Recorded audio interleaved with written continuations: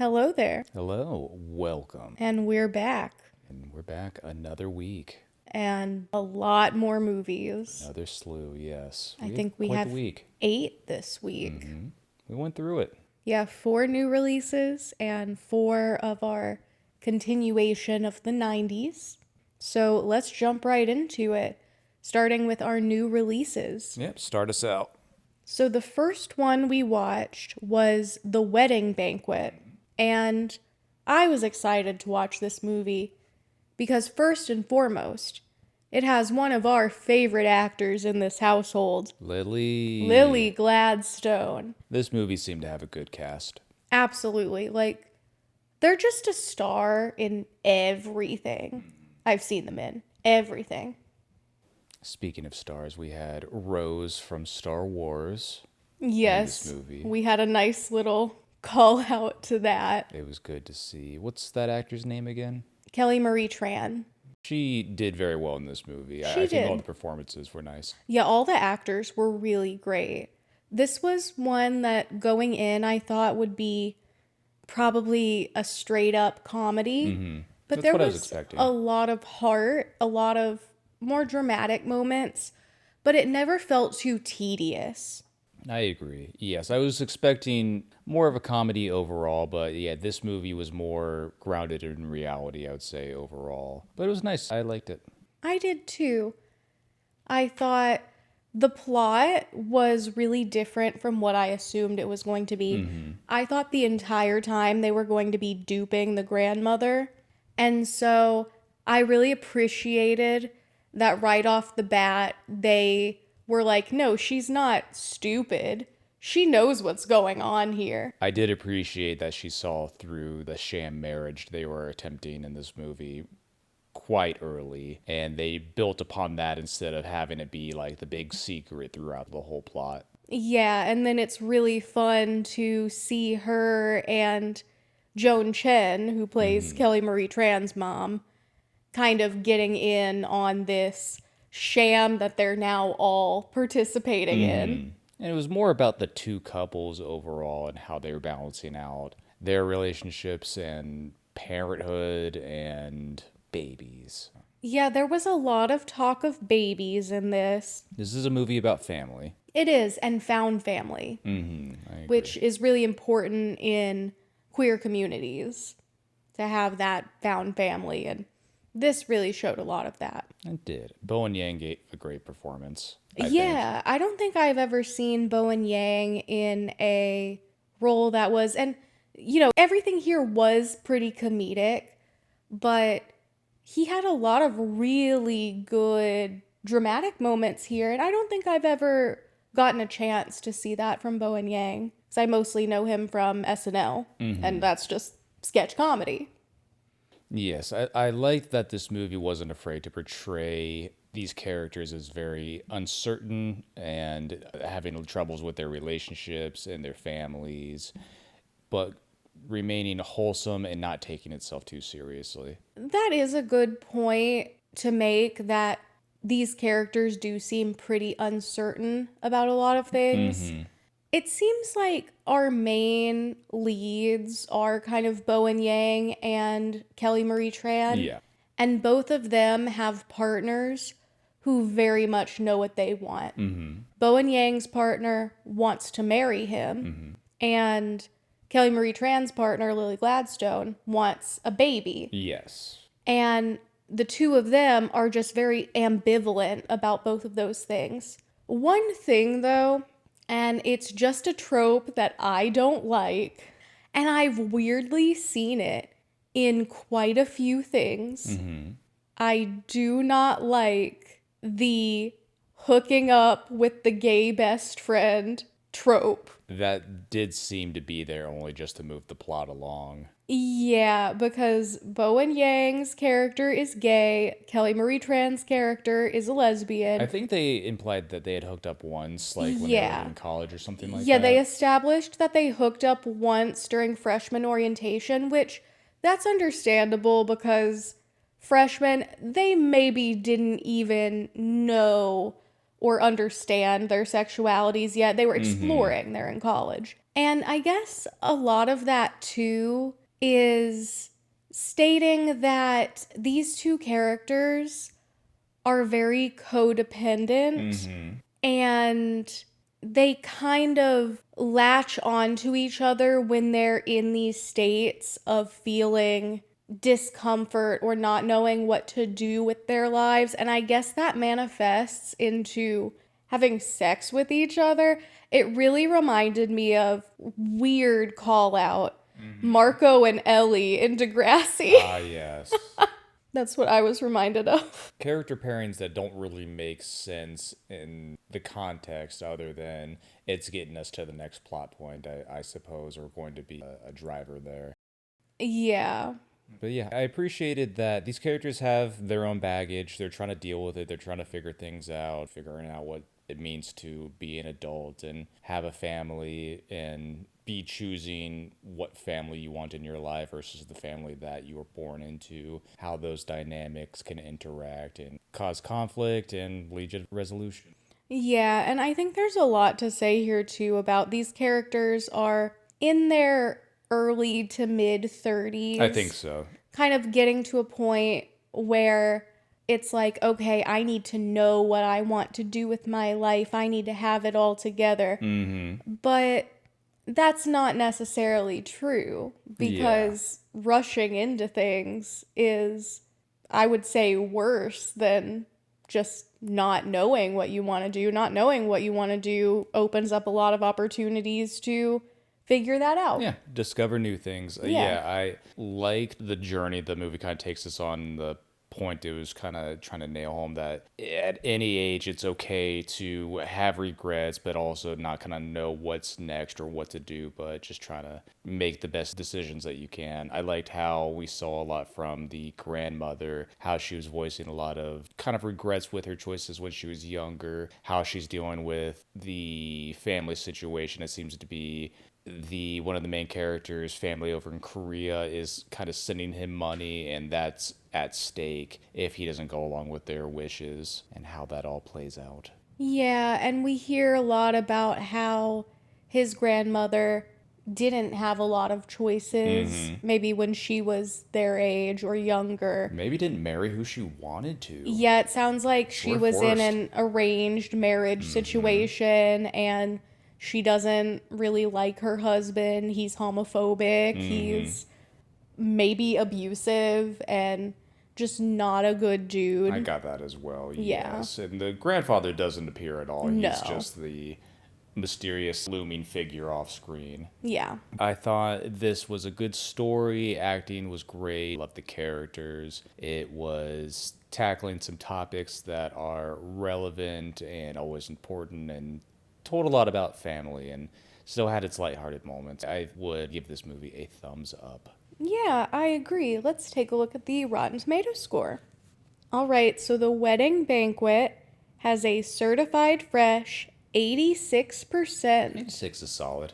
That sounds just right to me. Yes, I would agree. This is definitely worth a watch. If you've got some friends over looking for a good lighthearted comedy that still is wholesome and Has a lot to say. has a lot to say, yes. Yeah, so I would say worth the hype. With the hype, let's do it. All right, our next movie, Mission Impossible, The Final Reckoning. Do you think this is actually the last one they will make? in the No series? way. I think Tom Cruise is going to do this for as long as he can. I agree. I think at most, maybe they'll wait 10 years and then we'll get another one because Tom Cruise famously said, I want to be doing this until I'm 80. I could see that. Same thing with Top Gun. Do you think they'll try to bring in someone new to replace him as the main character in the series moving forward? Well, I know they're making a Rooster spinoff with Miles Teller. I don't know what the status on the development of that is, but I know that was announced. So it seems like he's kind of being poised Open to take to over that. there, but I wouldn't be shocked if they do another like Tom Cruise Top Gun Maverick movie because that one just did really well. The fact that they felt the need to put a Tom Cruise production in the title of this That Mission was Impossible so movie, funny. for some reason, Yeah, he didn't direct the movie. No, he's just the most recognizable thing about it, and I think he's just owning it now. He probably produced it, but if anything, you see that space in the credits reserved for the director. I'll start out saying the big elephant in the room for this movie, the big 3-hour elephant in the room for this movie is it's way too long. It's way too long. I only see male directors making movies this long, and I really think it's an ego thing. I will say it's probably not exclusively male directors, but that's who I see most often. I mean, Anatomy of a Fall is like 2.5 hours, but I think that one's worth it. Absolutely. Absolutely. That one didn't This, drag. like, I mean, I was bored. And I will say, just to be fair, this is not my kind of movie. It's a good Mission Impossible movie, I think. If you like this series, if you like seeing Tom Cruise going around doing ridiculous stunts, and you've got your witty banter with your Simon Peggs and your decent cast of characters, you're going to like this movie. As we discussed while we were watching it, there are so many great actors in this movie, and they're just wasted and given nothing to do. Like, for instance, Hannah Waddingham, such a fun actor. She didn't have anything fun to do here. Her character is completely stoic and serious, which is fine if we're able to expand upon that and she has a role to play, but she was just kind of a filler character. Anyone could have done that. Yes, which was strange why she was casted at all. I agree. I think maybe everyone just wants to work with Tom Cruise on a Mission Impossible movie. Maybe they are teeing up Hannah Waddingham to take over the Mission Impossible franchise from Tom Cruise. I would watch it every installment then. I hope so. The only recognizable actor who I think really was giving just a great performance and felt really magnetic and fun was Tremel Tillman, Star of Severance himself. recent Emmy winner. Well deserved. I agree. His scenes were fantastic. As short as they were, he gave a lot to his performance. It really was probably the best performance in this movie. It really reminded me of when we were watching Blitz, and I was pretty bored. And then Stephen Graham showed up doing his Charles Dickens shtick. I know that's a controversial part of the movie, Is it? but the second he came on screen, I was just entranced. I was like, wow, he's doing a great job. And that's how I felt about Tremel Tillman in this movie. That was probably some of the only time that I was actually engaged in what was happening. Yes, I agree. He was the only actor I could really latch onto because the plot in this movie is so overly complicated. I just didn't care to follow all the ins and outs of what was happening. Exactly, because all the actors in this movie are great actors. There wasn't a bad actor or even a bad performance to be seen here. But were they engaging? No. And it's because, you're right, the plot and the dialogue was just so convoluted. They're having to explain so much the entire time that it's just people awkwardly talking back and forth into the void, explaining these things that they should already know. Think you need to watch a couple of the most recent Mission Impossible movies to have a better idea of what's happening. Which I will say, because this is not my genre and the first one came out before I was born, Yes. I have not seen every Mission Impossible movie. I watched the last one, which was billed as part 1, even though this one was not billed as part 2, and I don't really remember how they connect to each other. I couldn't pick anything up of how they're connected other than just this is how the plot's been moving and we have some overlapping characters. That's about it. Yeah. And I saw Rogue Nation back when I was in high school. I think there was a movie in between those two that I saw, but I never watched that one. They've been releasing these pretty regularly. It's all kind of samey to me after a little while.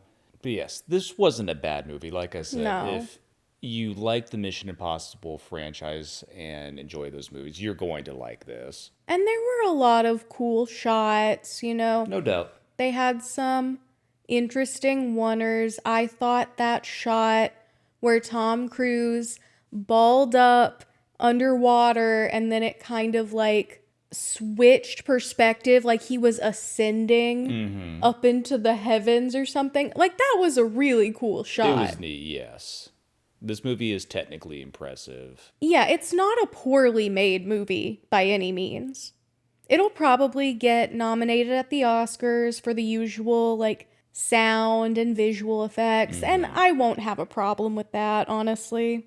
I think because the mission itself is so over the top and complicated, but everyone takes it so seriously. I guess our overarching main antagonist is this AI entity who is trying to take over the world's nuclear arsenals to pull a Skynet and just nuke everything. Yeah, that And seemed to be it. overall, the goal is to stop that through various means. So that's our character motivations kind of throughout. Haley Atwell is, I guess, the love interest in this movie, even though she's doesn't have much to do either. Yeah, I suppose she's Tom Cruise's final girl. I don't know much about the lore of this Ethan Hunt man. That's his name, right? I think so. And I always want to say Ethan Hawke. It's like, no, it's not Ethan Hawke. But there was a little montage towards the beginning of the movie. And I appreciate this. They're trying to tell me, who doesn't watch these movies, what's going on. And you just see all the girlfriends or wives or whatever that he's had, and nearly all of them die. The montage of his loved ones who died was 95% women. He does not have a great track record. Do not date this man. No. You will die. That's what I got from this. But I guess it worked out for him and Haley Atwell in the end, but not in real life. They broke up. Hate to see it. Hate to see it. Well. Simon Pegg is always fun in these movies. He's got good witty banter with everyone in with Tom Cruise. And he's been in this franchise for quite a while, I think. What I got from his character was, oh, he's the tech guy. Yes. And I should know who he is by now. I've seen 3 of these movies, and I'm pretty sure he was in all of them. He's kind of the sidekick, I guess. Yeah. There is so much Tom Cruise sprinting in this movie, which is just a joy to see. He loves to run. It's his main method of transportation, just booking it as fast as he can. I liked when he was climbing all over the planes and all the wind was just rushing in his face and his wig. His hair, to me, doesn't look great. I think he should just embrace gray. You said it best, like if he just kind of went like Silver Fox. Yeah, he'd be a finally, silver fox. It'd look great. He'd look much more, in my opinion, he'd look much more normal if he just let the silver fox thing happen. But if that's his real hair, it looked like a wig to me. I thought so as well. But the stunt work was, as always, top notch in these movies. They're always coming up with really cool and unique scenarios for Tom Cruise to be in. As you mentioned, he's crawling all over some old-fashioned planes, flying through the air. So I have no doubt he was actually in a harness up on a plane, flying around doing that kind of stuff, which is really cool and impressive. And you were sitting here next to me saying, I want to do that. No. It looks fun. If you've got your safety harness on, the worst that can happen is the plane crashes. Otherwise, you're good. You are not climbing all over a moving aircraft. What if Tom Cruise is there? What if he's flying there? How much is he paying you? Oh, we're probably paying him at that point. No. Next time, Tom. What are the critics giving this movie? Do they love it? I bet they love it. So Mission Impossible: The Final Reckoning has a certified fresh 80% on Rotten Tomatoes. Yeah, that's fair. I understand why it would get that score because it is a competently made movie. The Critics' Choice nominations happened recently, and this was nominated for Best Visual Effects and Best Stunt Design. And I think that's fair. Yeah, I would agree with those. The stunt category won't be happening at the Oscars this year. I don't think that will be a thing until the 100th Oscars. So, no stunt Oscar for this movie this year. Do you think this is actually the final Mission Impossible movie? No. I have my doubts for sure. If they don't do another one with Tom Cruise, they'll do another one with someone else. He will be the mentor in the next one, maybe, if they're trying to shoehorn in a new actor. But I could see Tom Cruise, as he said he wants to do, doing this until he's 80. I want to see a mini series about this guy. Right after this movie, he's gone into retirement and he's just trying to figure out what to do with his life. There's no heist, there's no mystery or crime he's trying to solve. He's just like going on dates and trying to find a hobby and trying to figure out what his life is without the Mission Impossible. He's trying to just like go on a normal date, and his Tinder date just sees him sprinting up the street. He thinks everything's a threat. He just lives in a nice little small community. Can't help to find himself in a heist. Exactly.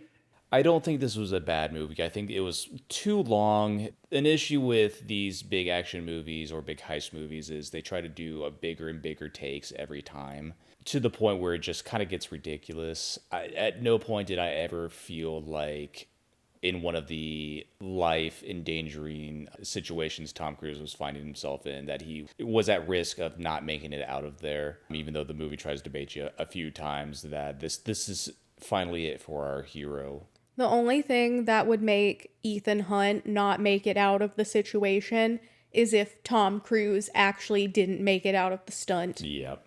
Which those look really dangerous. They would keep that in the movie, though. It'd be what he wanted. They probably would. I'm R.I.P. sure Tom. there's a contract about that somewhere. With the hot take, R.I.P. Tom, it's coming. Hopefully not. That doesn't sound like a great situation. It'll finally be the movie he's always wanted to make.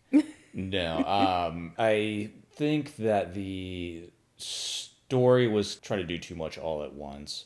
The acting and just kind of a lot of the nostalgia from this series kind of holds it all together, almost despite itself at this point. I thought it was too serious. It took itself too seriously. It does.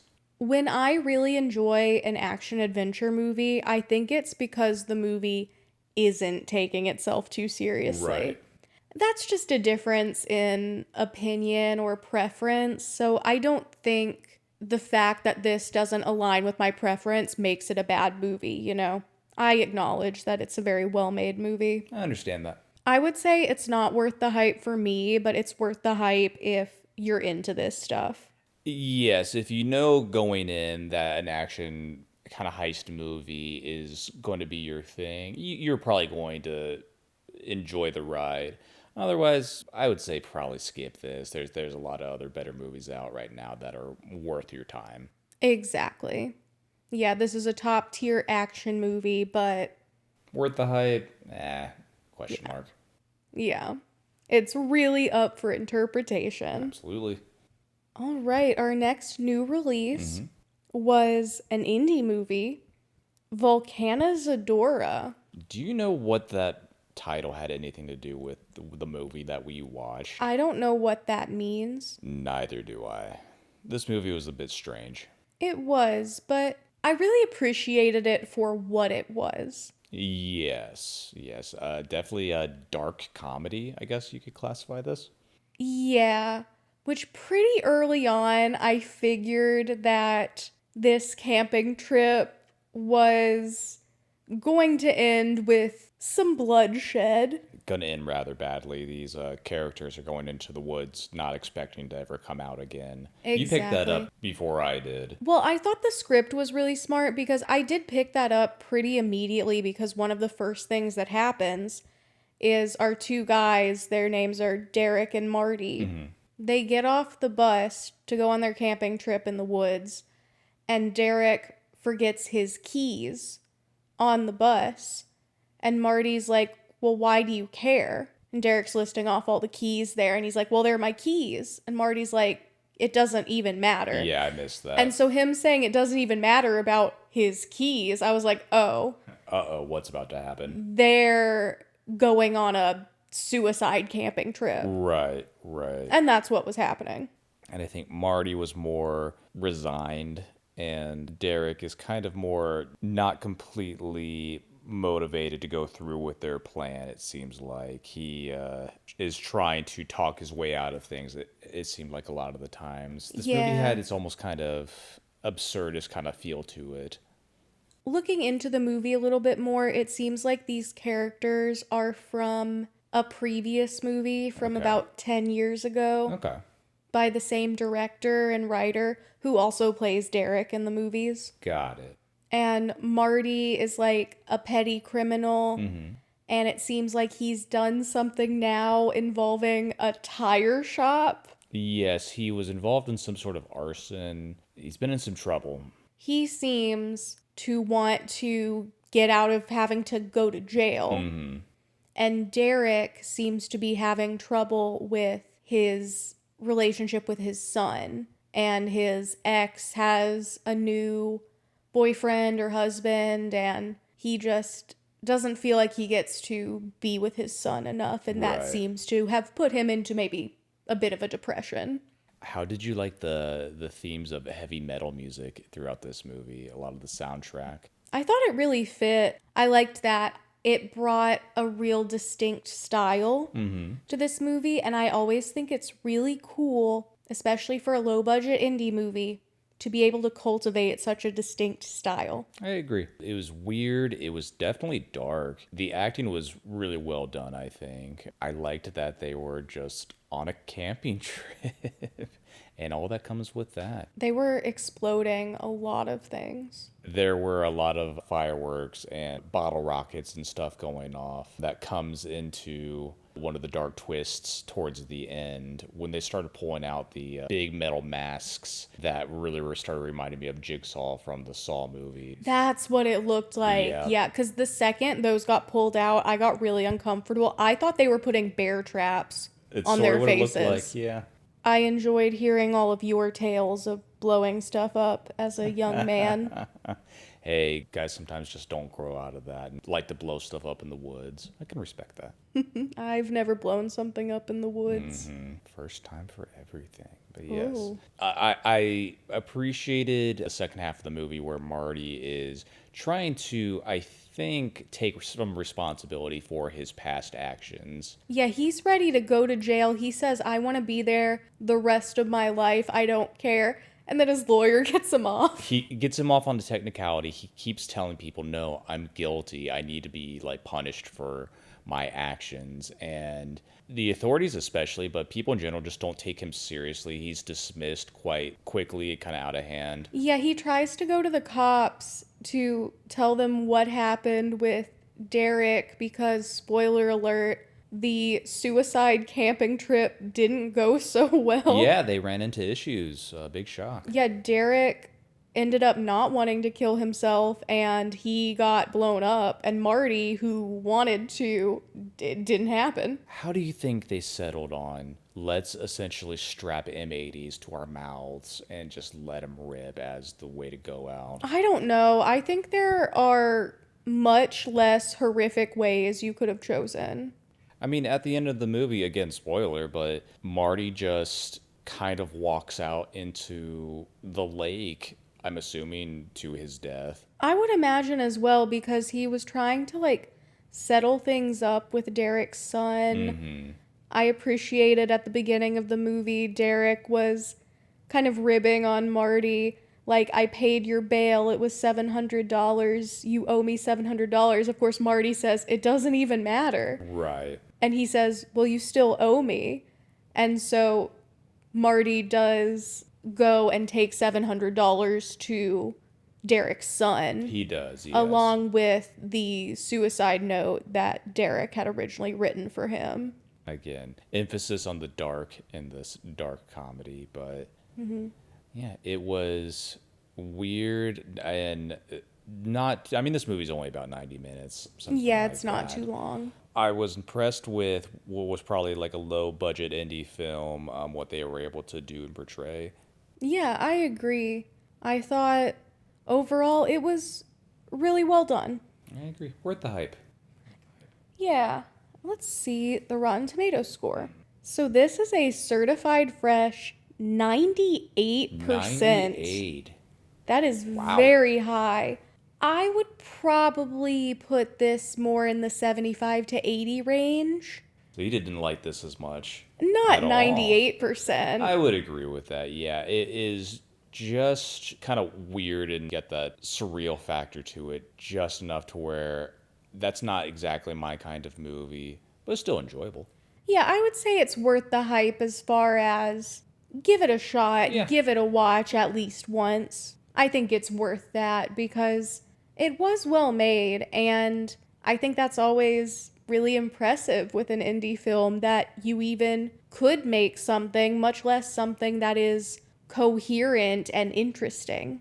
I really liked when Marty and Derek were sitting on the beach, and for his last meal, Derek has packed a bunch of like little Debbie and Hostess little cakes and just is having at it. I related with that. Well, and then the hypocrite's eating some chips. He Oh, says yeah. earlier in the movie, I never thought I'd have a son who likes chips. It's fair to say these characters are a bit misguided. Who doesn't like chips? There are so many kinds of chips. Even if you don't like a potato chip, you might like a tortilla chip.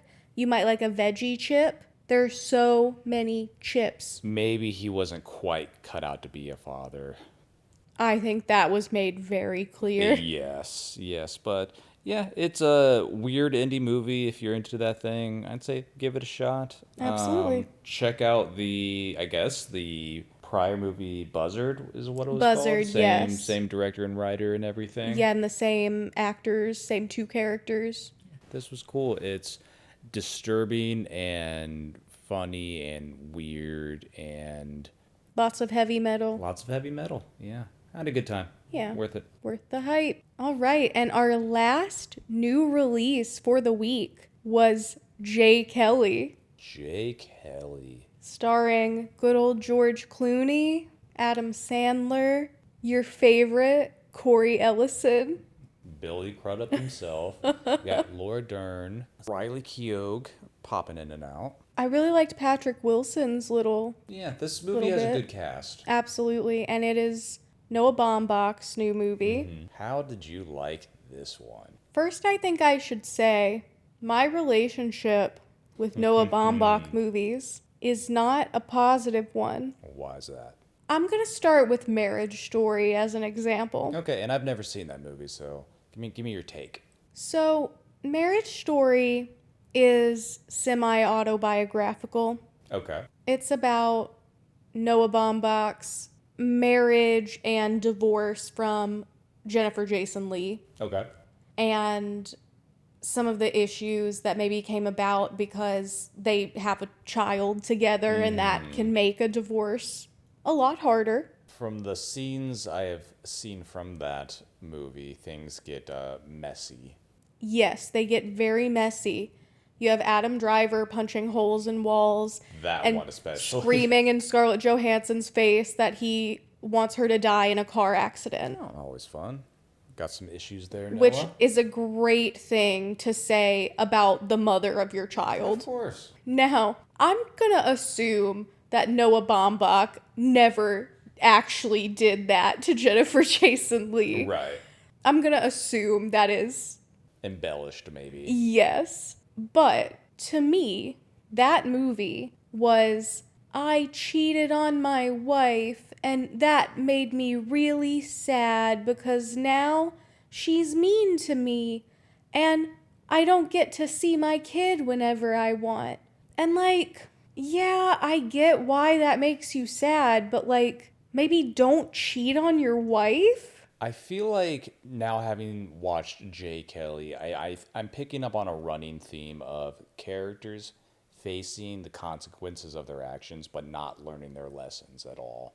I just never care for the perspective that Noah Baumbach takes on these stories and on these characters. especially in regards to infidelity. I felt the Yeah. same way here with Jay Kelly. Family relationships, how you just treat other people. Yeah, I I felt would not that. agree. Yeah, I felt that way with his other movie I've seen, White Noise. I always feel that way with his movies. That's not even to say that he's a bad filmmaker Not at all. or that the stories he's telling are like trash or anything. I don't think that, but it's hard for me to feel bad for these characters and these situations that he is focusing on, which is okay. You know, you don't have to be compatible with every director's work. Some people are going to feel really connected to these movies and these things, and that's great. Absolutely. Was this movie my favorite? No.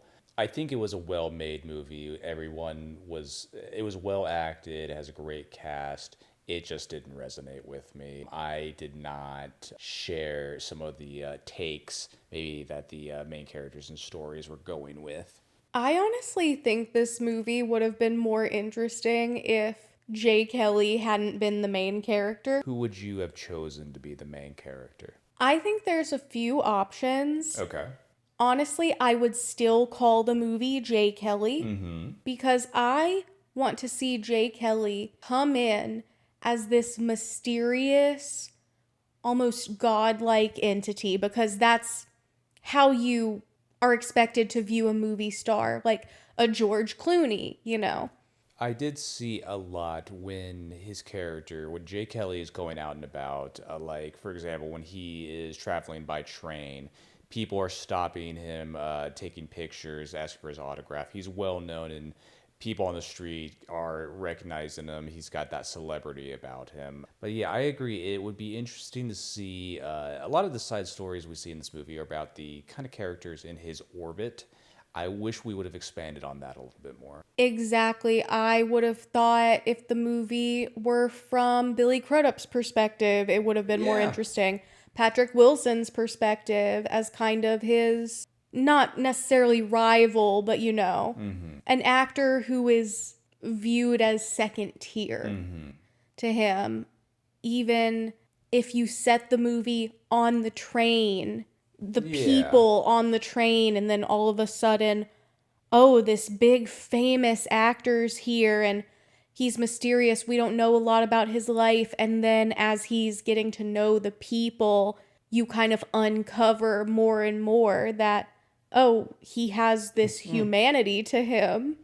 Maybe you should have done this script. I like this take more. I just wasn't that interested in what was happening. This seemed to be a movie about essentially just the acting career and status of George Clooney. Essentially, he's just kind of George Clooney in this movie. I don't think they went far enough with the whole Hollywood thing. Like, again, with Noah Baumbach and the infidelity.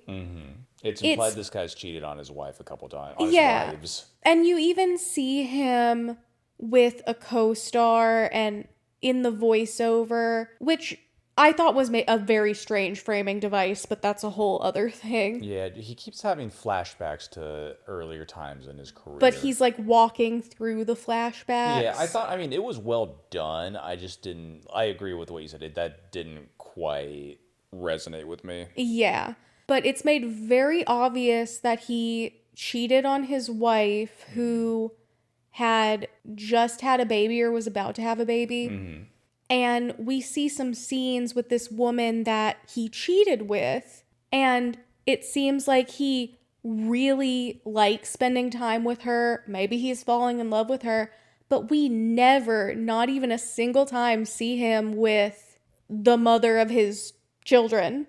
No, not at all. Yeah, they are not factors in this story. It's all about the cheating partner. Yes, I think a big part of this story is covering the questionable choices and actions that Jay Kelly has made on his ascent to Hollywood stardom. Yeah, mostly in that he was an absentee father.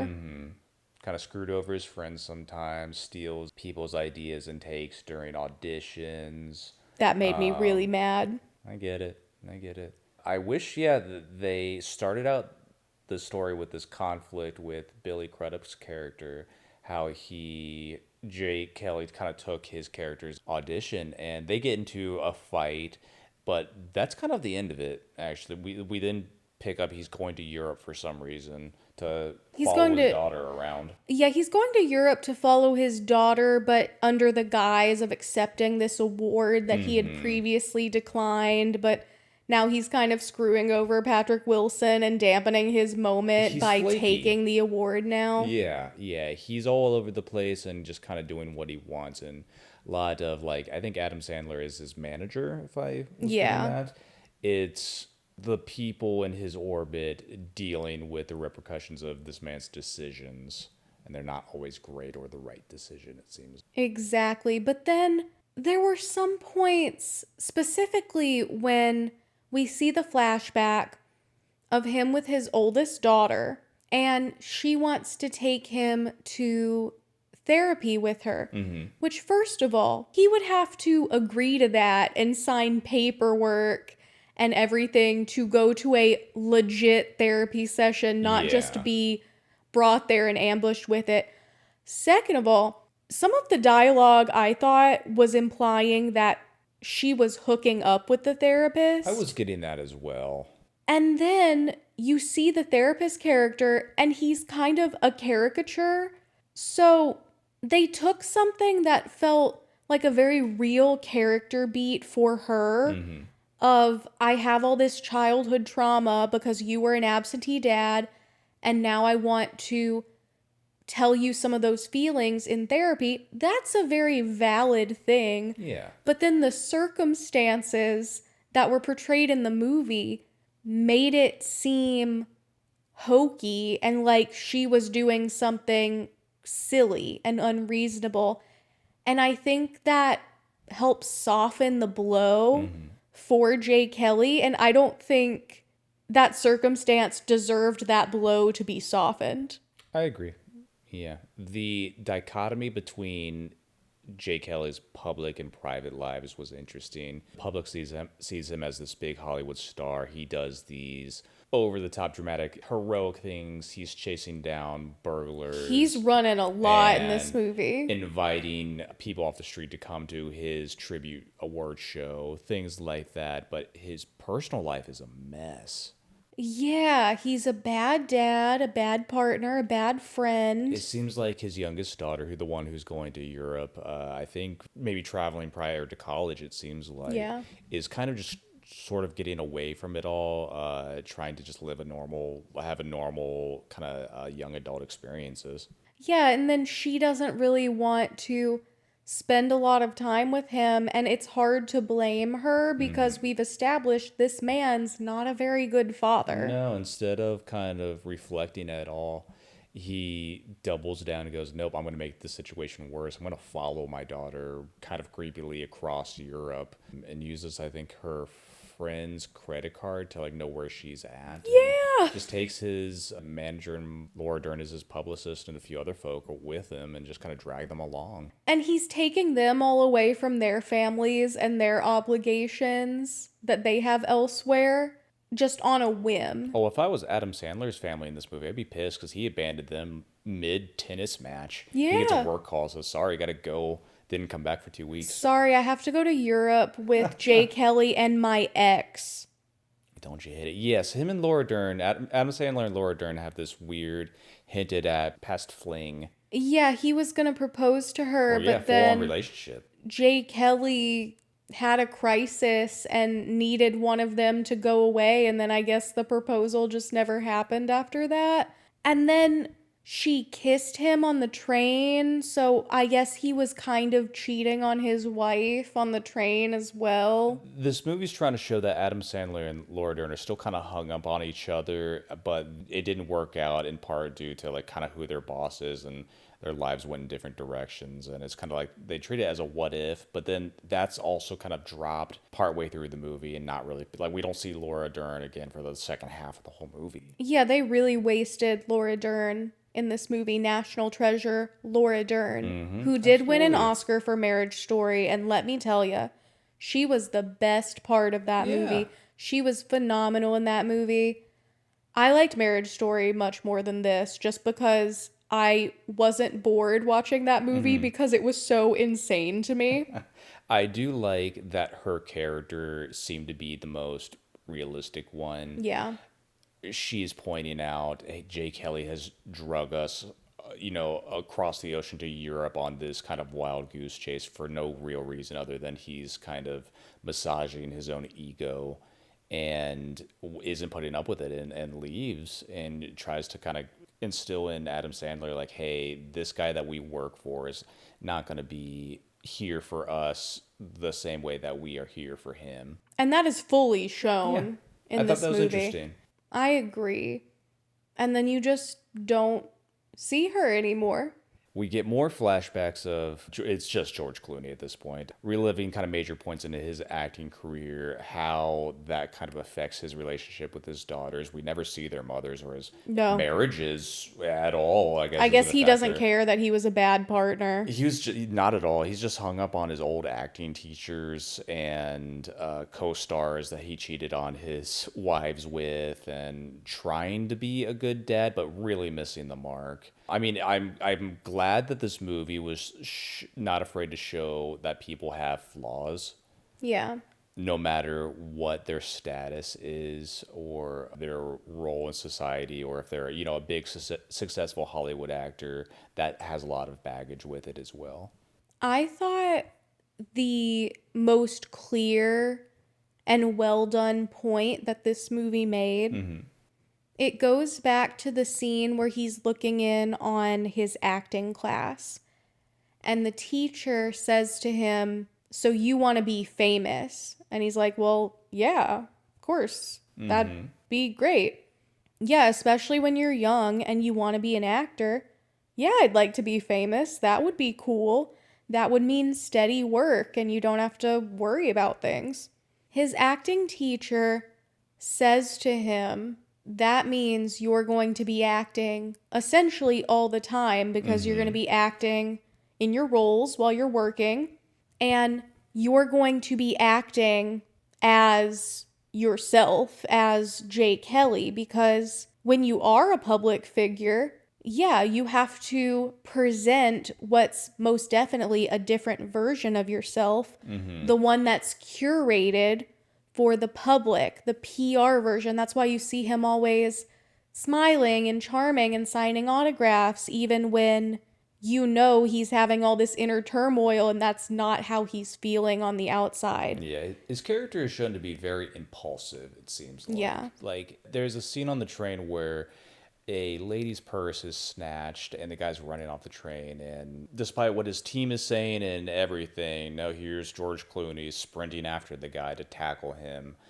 and doesn't really care about the repercussions or how this is affecting anyone else, just kind of single-mindedness. Yeah, exactly.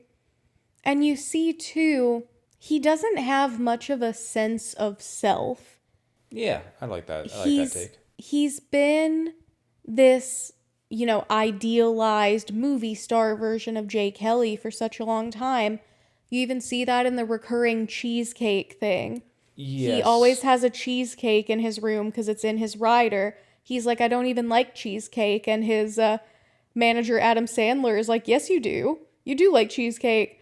And at the end of the movie, he finally takes a bite of cheesecake and he likes it. Right. It's like he's forgotten how to be himself through Yeah. the course of his career. It was interesting. Like I said, it was fun to see all the negatives that are associated with stardom. I think Riley Keough actually did give a really strong performance Yeah. showing, like, hey, you haven't really been in my life for 30 odd years. You don't get to just show up now and think I'm going to accept it, and really pushes her father away. And I thought that was a very real and understandable portrayal. I agree, absolutely. And you do see, even with all the fame and what looks like everything a person could want, by the end of the movie, he looks at the camera.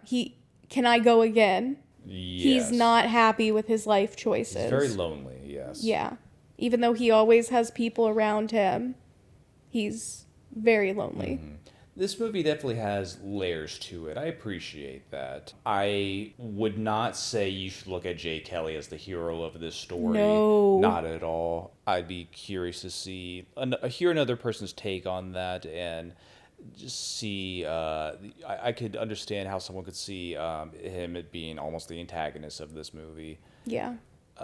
That being said, it kind of is just George Clooney just being George Clooney and kind of basking in his celebrity and status. Yeah. And you can see with most, if not all, of the supporting characters, he is their antagonist.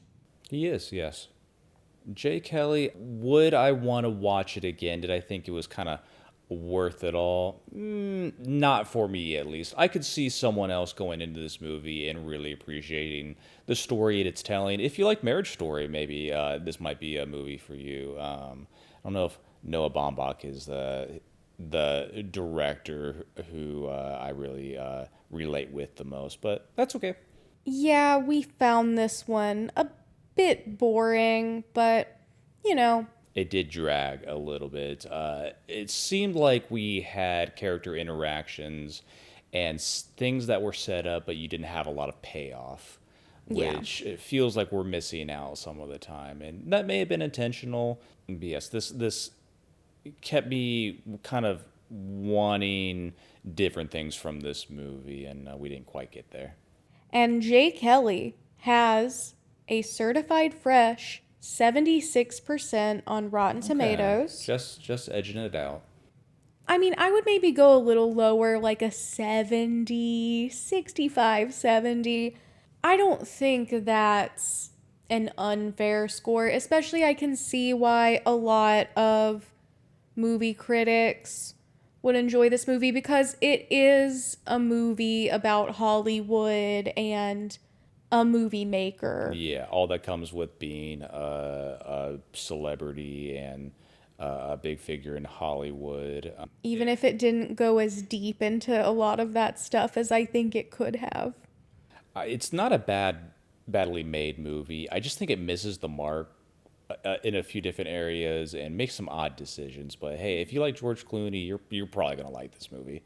As we talked about earlier, the Critics' Choice Award nominations just came out, and Jay Kelly was nominated for Best Picture, Best Supporting Actor for Adam Sandler, Best Original Screenplay, and Best Casting. Picture and screenplay, I'm a little iffy on. I almost think Adam Sandler was underutilized in this movie. I think so too. I don't think there's a problem with him being here in this lineup. He did a great job. And even casting too. I think it's really cool when you can cast perfectly a supporting role that's in maybe 10 minutes of the movie. Like, particularly Billy Crudup and Patrick Wilson were Right. so good. Do you think that Adam Sandler and George Clooney had good chemistry working opposite one another in this movie? I wasn't really getting that, to be honest.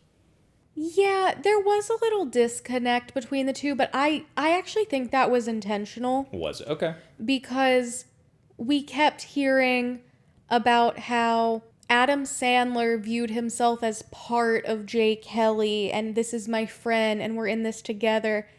And that didn't really go both ways. Sure.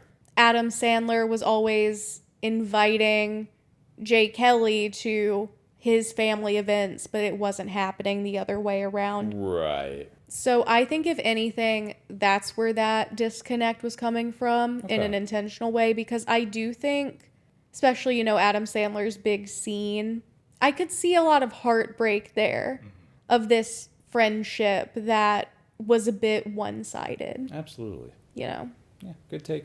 But overall, this wasn't really worth the hype for me. I'd give this one a pass. If you really like George Clooney movies, hey, give it a shot.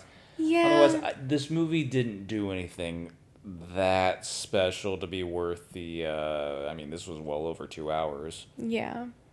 for that runtime. Good 90 minutes, sure. I've been. I guess I'm not upset that I watched it, and I did have a lot to say about it, and there was a lot to think about there, but I like your take on if they had framed it around this Hollywood celebrity being on the train ride going across Europe and how he interacts with different people, and that kind of tightened the focus a little bit. I just think there's at least 3 better movies in J. Kelly. Yeah.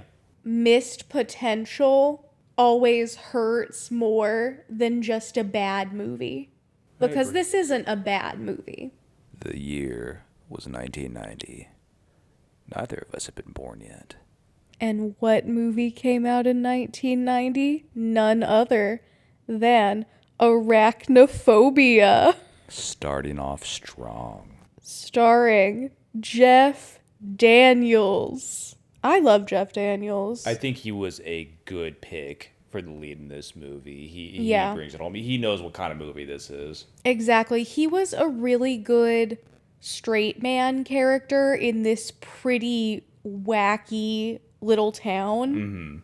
Yes, he's the town doctor, I believe, in a small kind of rural town. I actually thought that the politics of the whole town doctor wars were fascinating. I loved it. I think that was a realistic take. It really was. I agree. Arachnophobia is just kind of a fun kind of. Would you call this a monster movie? Essentially, I think you can call it a monster movie. Yes. It's about a giant, deadly, poisonous spider, so. the funny thing is the spiders actually weren't that big. It didn't seem like some of them were large, like tarantula size, but I was Yeah. expecting like man-sized spider crawling around. Nothing quite like that. Yeah, that queen spider was maybe the size of like a dog. Yes, too big. Yes, horrifying. Yes, but not quite. It wasn't like the size of a building. No.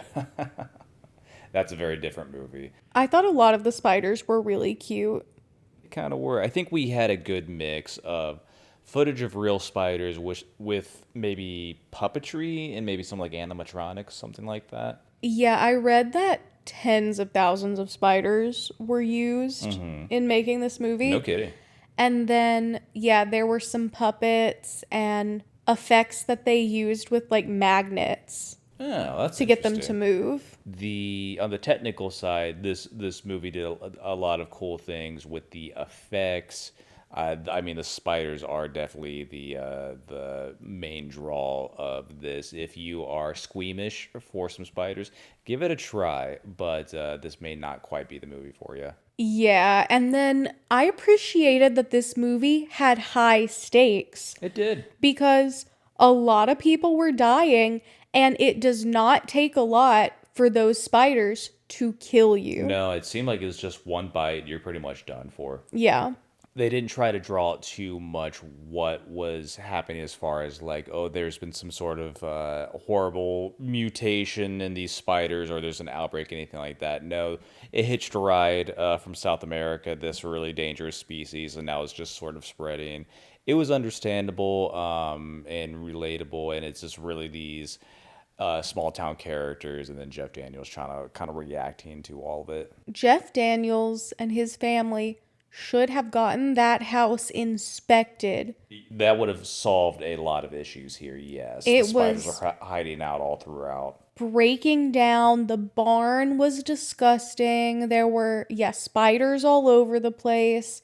And he was so excited about his little wine cellar because he's a functioning alcoholic. Yeah, I think part of the reason he was overlooking all these negative things with the property they had just bought was because he's hammered the whole time. He's a wine hound. Almost every scene he's got a glass. That's his kind of fancy doctor thing that he does when he's at home. I really enjoyed this movie, and honestly, even if it hadn't been a horror movie with the whole spider thing and it had just been about these town politics and this guy You found that getting interesting. trashed as the new town doctor, I would have still really enjoyed this movie. But then add on the spiders add on John Goodman as the town pest control As the guy, exterminator, yeah, he was fun. just sends it over the top. I had a lot of fun watching this movie. I think John Goodman nails pretty much any performance or any project that he's in, and he really owns the kind of over the top exterminator character. Man, 10 Cloverfield Lane, where is his Oscar nomination? One day, One day, we'll see. it'll happen. Yeah, Arachnophobia, fun ride for the effects, and the story isn't. You don't have to take anything too seriously. It's just it's a fun monster movie. Yeah, and while you don't have to take anything too seriously, and it is intentionally funny in a lot of places, I appreciate that it has those actual stakes. It's a lot like Tremors in that way. It is, yes. And the characters, they're intelligent for the most part. You know, Yeah, they're get real that people. house inspection, but Hey, it was 1990. Things were probably a lot different. Yeah, what kind of score was Arachnophobia getting? Arachnophobia's Rotten Tomatoes score is a certified fresh 93%. Not bad. Not bad at all. I'd say that's about worth it. Yeah. I think that is very accurate. I loved Arachnophobia. I would watch Arachnophobia again. I think if you want just a fun little horror movie to put on with your friends, Arachnophobia. Especially if someone's scared of spiders. There are quite a few spiders in this movie. I just thought they were cute. They are pretty cute, yes. Like Tremors, did this movie spawn a bunch of sequels?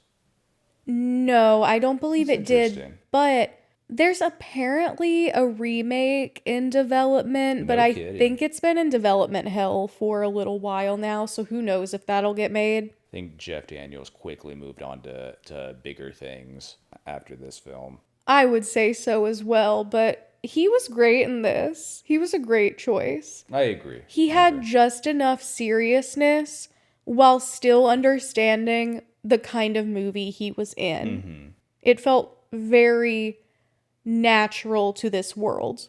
And then I loved at the end, too, spoilers, his family just got the hell out of that town. Yeah. I thought maybe they would try to happy ending. Oh, and then he stayed in the town and was the doctor and they were all friends. Nope, we're getting out of this place.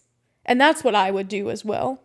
I thought that part was crazy actually, because once they've defeated the spiders, he's exactly where he wants to be. He's the main town doctor. He can bring in all his patients and everything.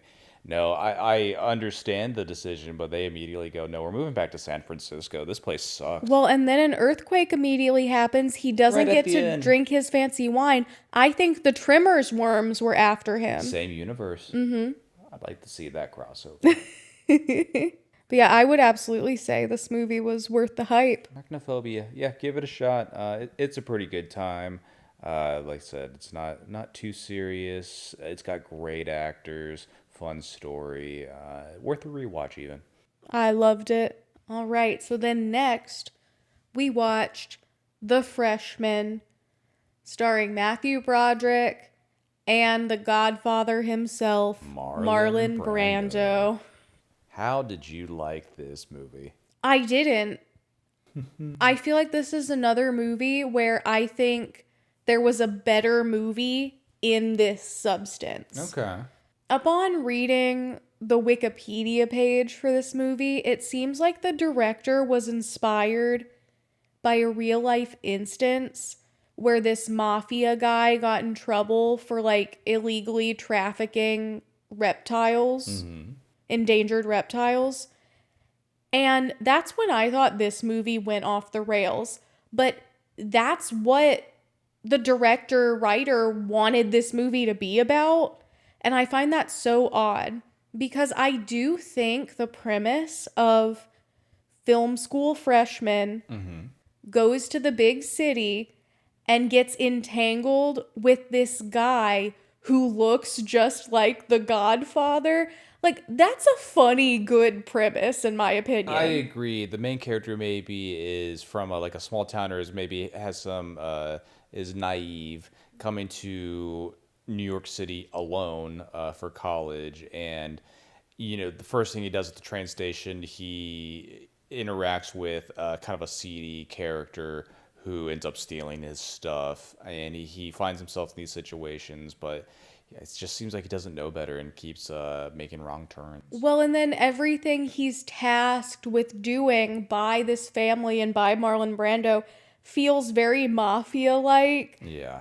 but then actually they're just in imports and not, an illegal crime family at all. And I just think if we had kept with that, it would have been really funny. Even just seeing this kid try to balance film school and working for this guy, and then his father died, he has issues with his stepdad, he's kind of yearning for this paternal figure, and Marlon Brando doesn't have a son, and he's kind of wanting that relationship as well.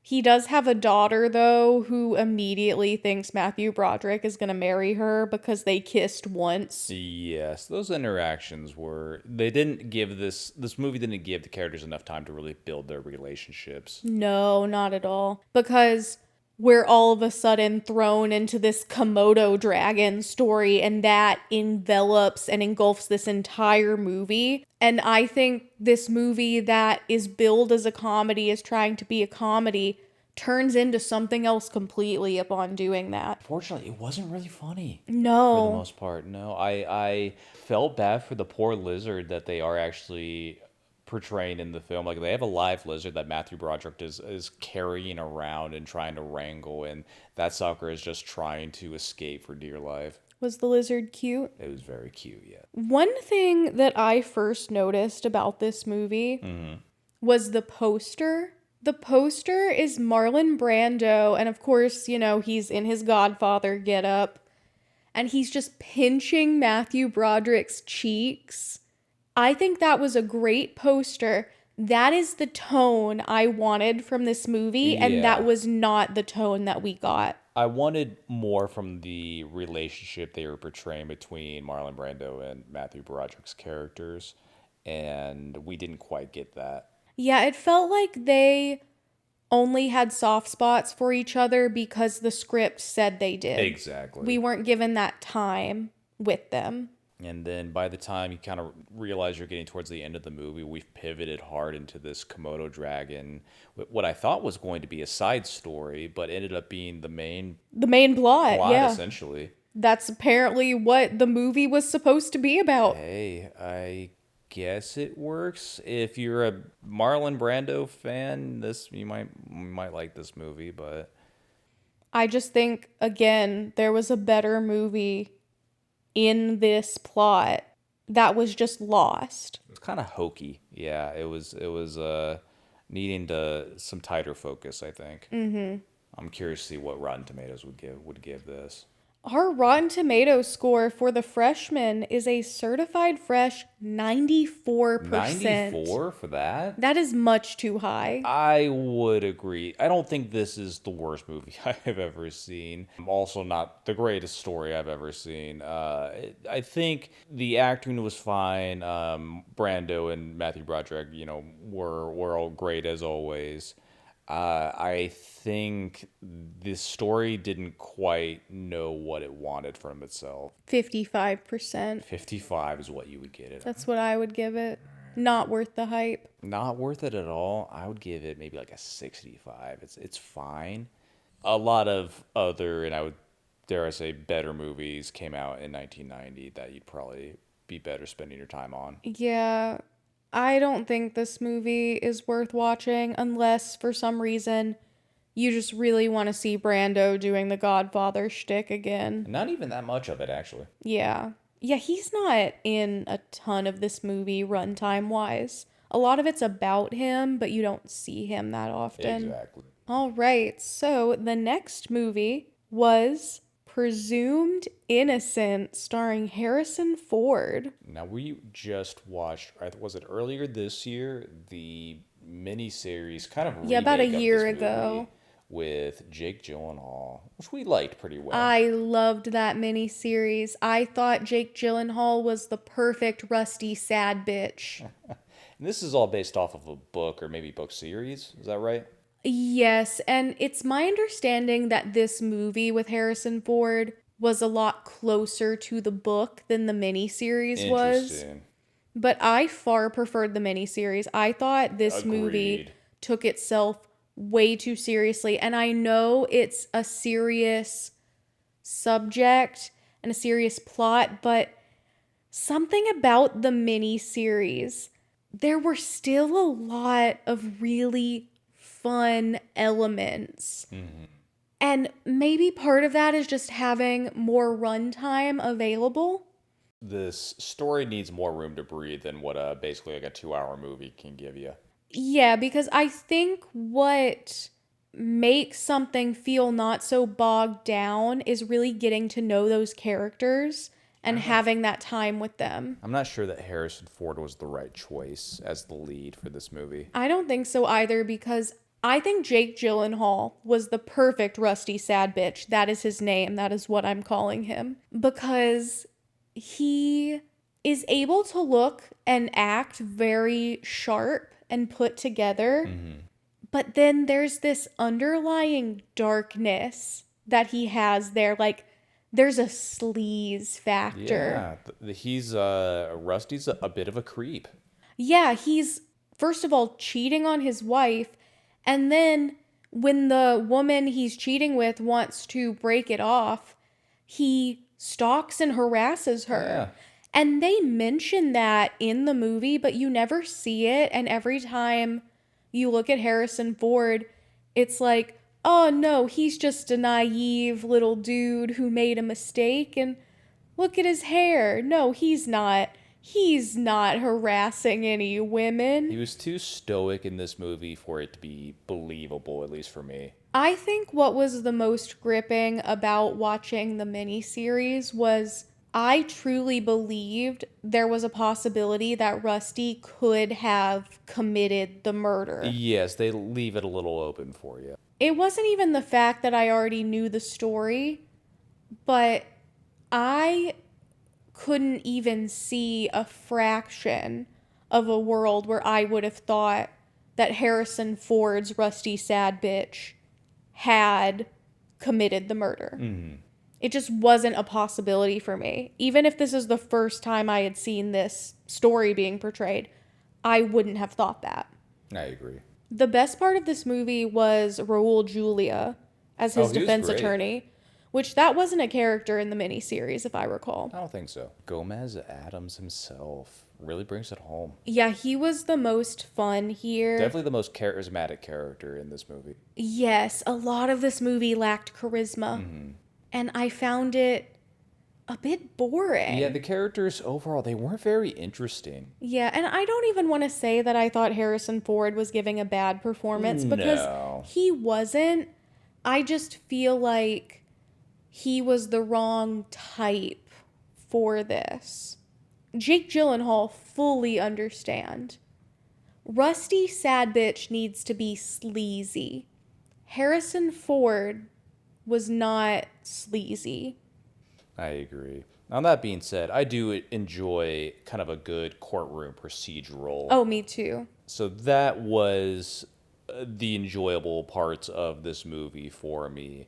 It was interesting to see how badly kind of the case, the main criminal case that they are portraying in this movie, the kind of courtroom drama, how that was handled, and just how kind of bad all these lawyers were, or maybe dealing with a lot of corruption.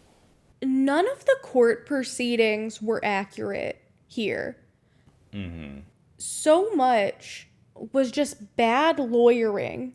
Oh, yes. None of these guys were great at their jobs, it seemed like. The one time you get to see any character from the victim of the murder, she is assisting a child who was abused by his mother. And she's standing there in court asking this child full-blown leading questions.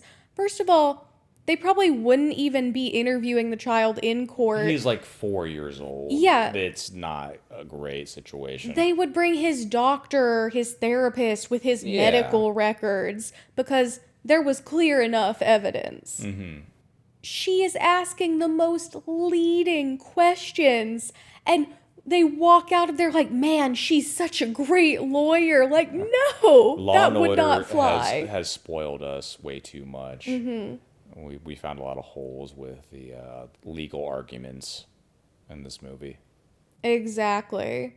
I just didn't really think the female characters were all that developed, because then it's established, oh, she was sleeping with everyone for the job, and you just don't get a lot of character from her. And I thought you got much more character from her in the miniseries, I agree. which again, there's more time to play with that.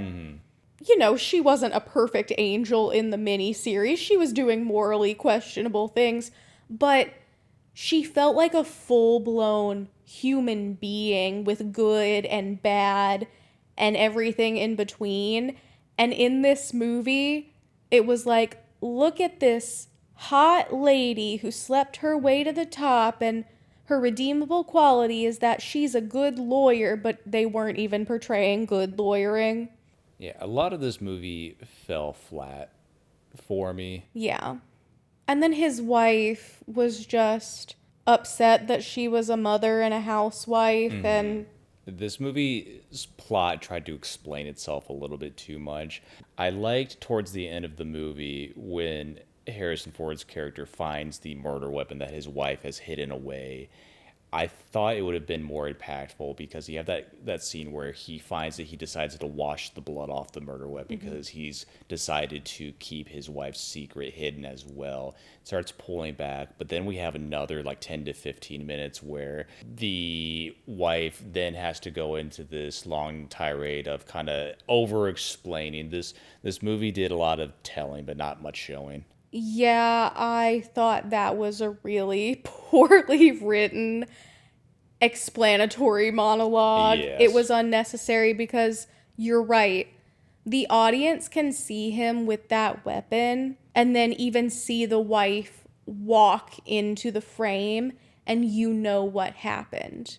Oh yeah, cut to credits right there. Oh, I would have loved that. Exactly. Very sharp objects ending, I you agree. know? I agree. Yeah. I think this movie had more misses than things that really knocked out of the park here, but maybe if you like Harrison Ford, Yeah, if you like the book, I think this is truer to the book than yeah. the miniseries. If you want to see Raul Julia given a great performance, he was the best in this. He was the best part of this movie, I agree. Definitely the most entertaining from my point of view. At the end of the day, however, I would say if you're interested in the story that this is trying to tell, watch the miniseries instead. This movie probably isn't worth it. Jake Gyllenhaal is my rusty sad bitch. Forever and always. So, this movie has a certified fresh 86% on Rotten 86? Tomatoes.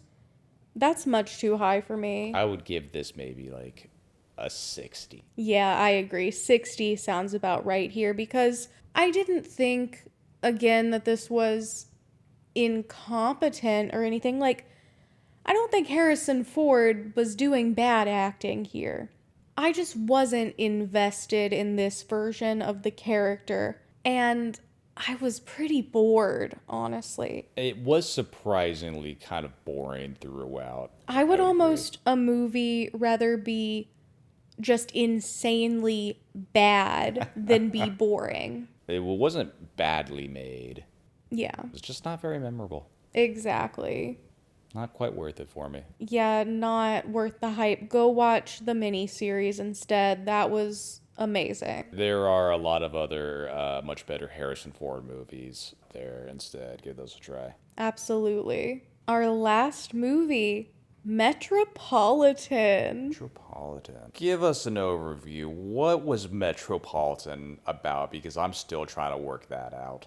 Metropolitan was essentially about this group of rich kids. They seem to be around college age, coming home for the holidays. They're in rich, fancy schmancy Manhattan. Our anchor character is this guy who is named Tom. And it seems like Tom used to hang out among this circle, but then his parents got a divorce.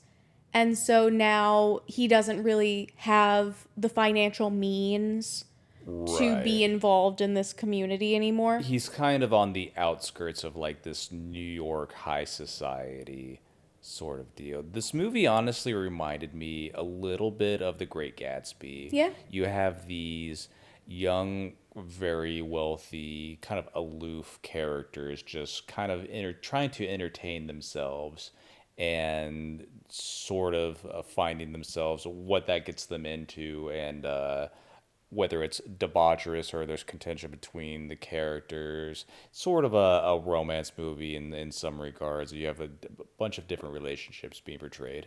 Yeah, these rich kids will just dress in these really fancy outfits and just go have a little party with each other at someone's apartment. And they play typical party games you would as a teenager. They talk about art and philosophy and economics and religion and stuff like that because they're young. They're trying to figure out their own opinions on Yeah, that some stuff. young college kids kind of discussing these new concepts they've been introduced to. Yeah, and then Tom, he's a little pretentious. He is hanging around with Audrey, who has a big crush on him, and he is just oblivious. The entire time, yes. She's talking about how much she loves Jane Austen, and he's not that into Jane Austen. And she asks if he's read this book. I believe it was Mansfield Park. And he says, "No, but I don't like it, and I know that because I read a review about it." And I feel like that is such a college kid take. I agree, yes. I probably had that take some in college. I Oh, we all definitely know have. people did. I just thought this movie was really realistic and interesting, and I loved seeing all of these people interact in this way. And this movie was nominated for Best Original Screenplay at the Oscars. I absolutely see why. It is such a snappy, witty, interesting little screenplay. And then, of course, star of the show, our boy Nick. Best character in this movie. We loved Nick. Nick is the one who kind of brings Tom in the first place because he just sees him out on the street and says, "Hey." Hey, come with us. With us to this party. He's definitely the most charismatic character in this cast. Exactly. He is an asshole and he knows it. He's a pot stirrer for sure. Oh, he's such a little pot stirrer. And the actor is just so engaging and charismatic. And this is a lot of really wordy material. And he's just handling it so well. This is a dialogue heavy movie for sure. When he exits the narrative, I like the movie less. Yes, it definitely did not grab me as much in the second half. So yeah, I'd say this movie is worth a watch for the character of Nick alone. Even then, this movie didn't quite grip me. I think this story for me it works better as like a bit of theater versus like a full-fledged movie. I think with it being kind of in similar settings and you just have a lot of back and forth dialogue with the same characters, seeing this on a stage made more sense for me. This was wonderful. I loved all of the dialogue. I loved the conversations they had. I loved when they were trying to figure out if they're like a communist or a Marxist or a Yes. socialist because they're young. They're trying to figure out what umbrella their views fall under. Exactly. It's a sort of a coming of age movie in some regards. Would you agree? Yeah, I would say so. And then there was a lot of interesting dialogue with Tom feeling very uncomfortable being in these very rich, high society circles and at these parties. And Nick is just like, Well, there's always someone less fortunate. Are you just gonna not live life because of that? And he's like, you're less fortunate than me. Would it make you feel good if I treated you like that all the time? Right. Those nuances are very much things that people that age start to learn about and figure out. But I do think Tom has a point that these things are a bit too gaudy for anyone to be participating in. Yes, yes. These characters coming from this wealthy background, especially, kind of retreat into their money when circumstances dictate, or if there are too high of stakes, or anyone needing to kind of commit. I think it's poignant when the Tom and his love interest, whose Audrey. name Audrey, thank you, they have their moments of trying to get together and then splitting up, and it seems like Tom is oblivious to her feelings a lot of the time, and we see a kind of a lot of that through a number of Yeah, and characters he's hung throughout. up on his ex. This movie didn't quite grip me. I didn't think there was quite enough going on for me to really be that entertained, even though I think it was well made. The story was interesting. I like generally a dialogue heavy movie, and just hearing conversations between people is always something I can kind of gravitate towards. I thought it was near perfect, and it would have been perfect if Nick hadn't left the narrative He was our partway main through. character, yeah.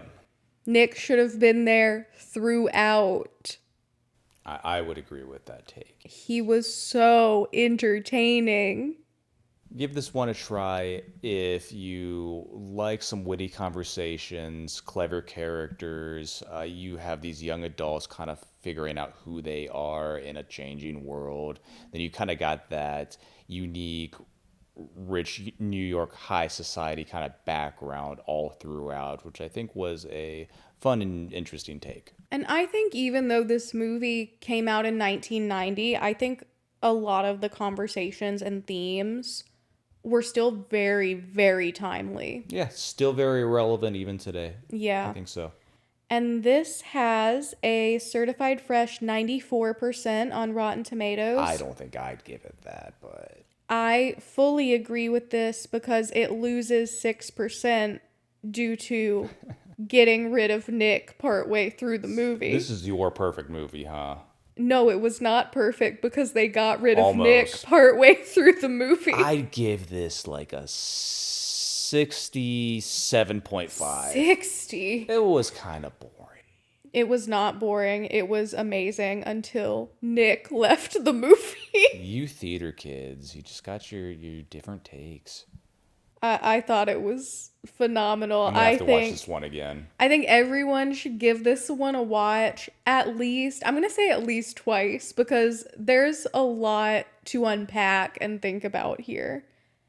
And that screenplay didn't get an Oscar nomination for no reason, you know? That's true. That's true. I mean, It's a very tight, very witty screenplay. I agree. I guess that nomination does speak for itself. So I think even just based on that, give it a watch. See what you think. Absolutely. It won Best First Feature at the Independent Spirit Awards. I love the Independent Spirit Awards. Well deserved, I think. Yeah, good start. Very well deserved. But I would say absolutely worth the hype. Worth that hype. All right. Worth the hype for you. Well, am I upset that I watched it? No. Do I want to watch it again? No. One day. One day, yes. Yeah, down the line, I'll give that a rewatch and see if it hits any differently. We can turn it off once Nick leaves. Yes, yeah, the movie's over right then. Him waving on the train station. Yeah, that's when you cut it right there. Well,